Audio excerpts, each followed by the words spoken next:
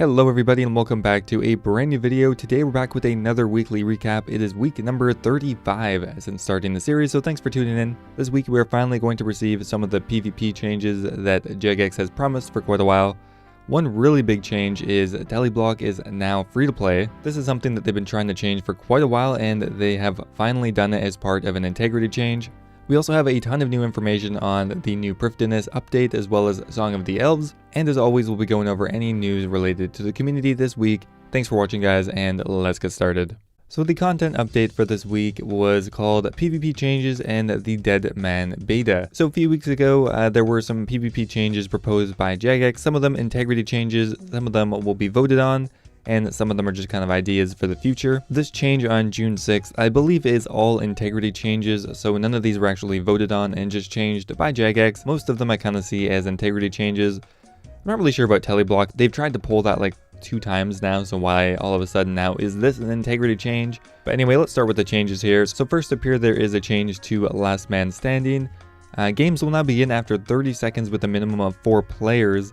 So you won't actually need to wait around so long to find a full team. If you are playing a competitive or high stakes game of Last Man Standing, it will need 24 players to start, which has been reduced from 48. There's actually been a change to sculling. You used to be able to quickly unskull yourself by going to Clan Wars or Nightmare Zone. However, they've actually removed the ability to do that, so there's no way to quickly unskull, go back and kill your opponent. So as far as I'm aware, you will need to wait until your skull timer is done to actually have it go away. This change is definitely worth remembering because even if you're doing like Abyss rune crafting or something, potentially you'll forget that your skull won't disappear after you go to Clan Wars, so just be aware. One of the biggest changes from this patch is Teleblock is now free to play.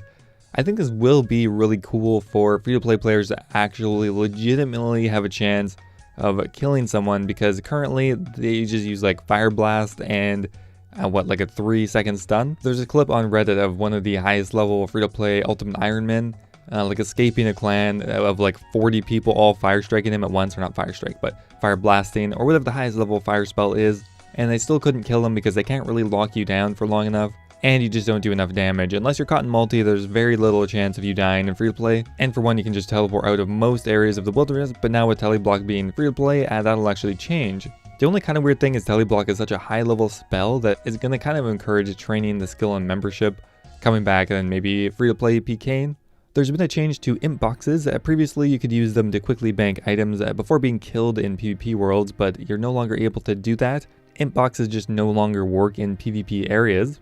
The drop value of the maxed cape has been increased by quite a bit. It used to only be worth around 12,000 GP and now it's worth around 25% of the max cape's cost. So around 570k currently. Now this change to Vengeance is kind of hilarious to me. The Vengeance spell will no longer disrupt a player's walk animation unless they're in a PvP area when they cast it. This is designed to minimize affecting genuine PvP situations while limiting the ability to lure using the spell. It sounds like a nightmare to try to code something like that, but anyway, hopefully the PvP community is happy with that one. Next up here we have the Deadman mode Rerun.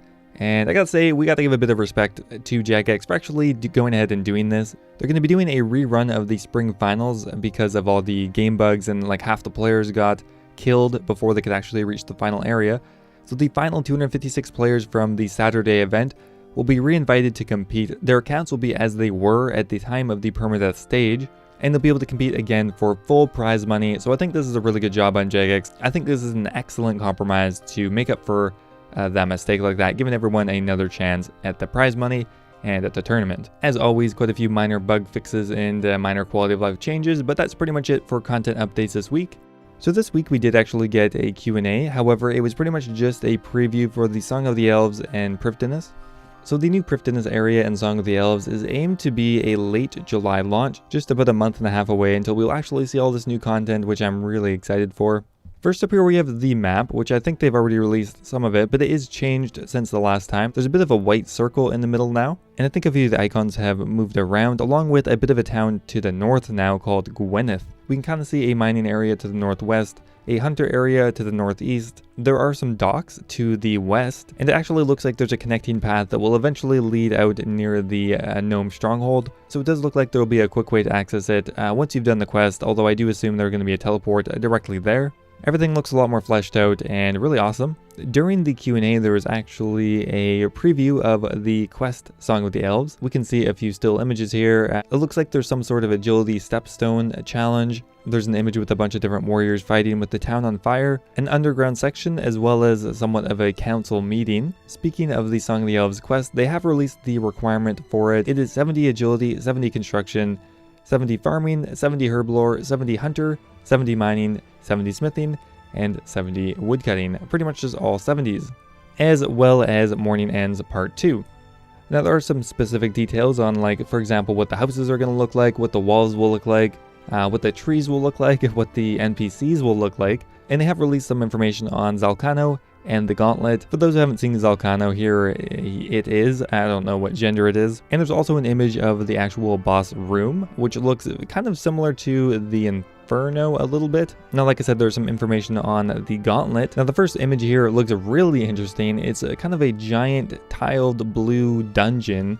It kind of reminds me of something out of Diablo, except a little bit more bright, potentially. It seems like everything in here is going to be kind of blue. For example, there's the unicorn in the gauntlet is somewhat of a blue unicorn. The wolf is kind of an ice wolf. The dark beast is more of a blue beast. And we also have the crystalline hunter, which has a really cool animation where it kind of smashes the ground and icicles kind of shoot up. We've had very little information on the gauntlet, but so far visually it looks extremely cool. And there's also finally some still images on the new tools. We have the crystal tools, the crystal axe, the crystal harpoon, and the crystal pickaxe. There's the blade of Falador, which I think looks really cool, somewhat of a swashbuckling pirate weapon almost to me. And there are a ton of other images in there as well. I'll leave a link in the description where someone actually pulled all of the still images from the Q&A preview. But so far, the Song of the Elves looks really promising. I'm excited for the content. I think I need to get a few more levels potentially, but we got like a month and a half, so it should be no problem. And last up here, I wanted to go over any news related to the old school RuneScape community this week. First up here, we did get another Runelite update, update 1.5.26, and once again, a really useful update. We got a mining plugin to begin with. The mining plugin will now show the respawn time for rocks.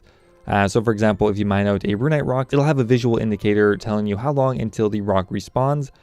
So I think this will be useful across the board. At lower levels, it'll kind of work with actual efficiency and maybe tick manipulation, and for higher level ores, assuming you stay in the same world, it'll be nice to see exactly how long those longer ores take to respawn. Another plugin that was added with this update is the inventory grid plugin, which will actually put a grid across your inventory showing you exactly where you need to drag items to actually move them. It can be a bit challenging to move items between your inventory. Now there are two options. You can either highlight the selected item with a green box, which will give you a bit of an indicator, or you can actually put the entire grid down as well, and this will only appear when you're actually dragging an item, so it will not be there all the time cluttering up your interface. The WASD plugin has actually been renamed to the key mapping plugin, and you can now map number keys 0 through 9. Once again, a few minor updates and quality of life changes, but thanks once again to the Runelite team. And I just wanted to take a moment to actually just shout out the Runelite's Patreon page. I didn't know they had one, but they do a lot of work for us. They do it for pretty much free. I'm pretty sure the $400 they have right now probably just covers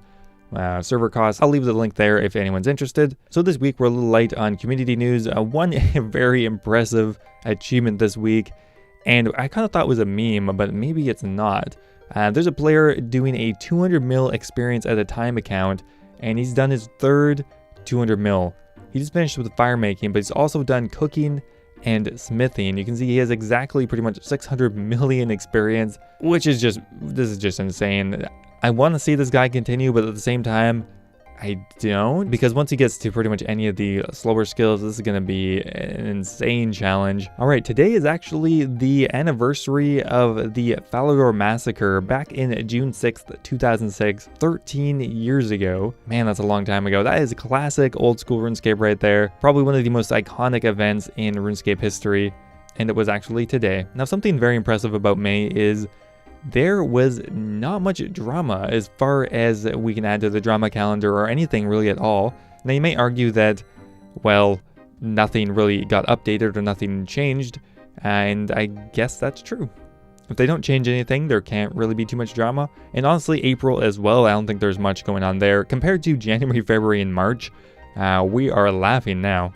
So the rank 1 free-to-play hardcore Ironman actually died. Now, I swear to God, I saw a clip of him escaping, but this clip is definitely of him dying. Unfortunately, he was at the boneyard trying to train up his prayer, and he got PK'd by a giant clan, all slamming him with fire spells. Really unfortunate, man, but I don't think there's much he could have done in that situation. Anyway, guys, that is pretty much it for the weekly recap. A ton of new information on Prifdinnas, Song of the Elves, and a few PvP changes. I'm pretty interested to see how free-to-play Teleblock will pan out, and we're looking forward to seeing the Song of the Elves in early to mid-July. Anyway, guys, thanks for watching. I hope you enjoyed. If you did, don't forget to leave the video a like. I always appreciate it, and I will see you next time.